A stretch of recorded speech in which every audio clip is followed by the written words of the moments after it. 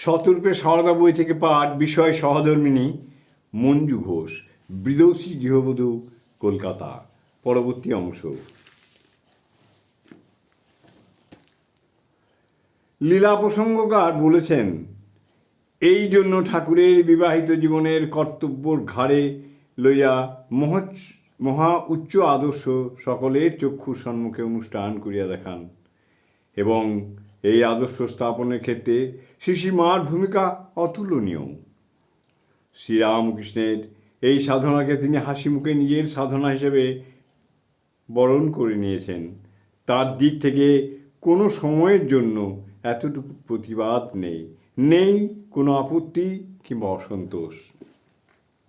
শ্রীরামকৃষ্ণ সারদা দেবীর বিবাহ উত্তর জীবন কেমন পরিণতি লাভ করল এবং কীভাবে সারদা দেবীর চিন্তায়, বাক্যে ও আচরণে সর্বতোভাবে শ্রীরামকৃষ্ণকেই আদর্শ করে তদ্ভাবরঞ্জিতা হয়ে উঠলেন, সেই অপূর্ব কাহিনী আমরা এখন আলোচনা করব। জয় মা, জয় মা।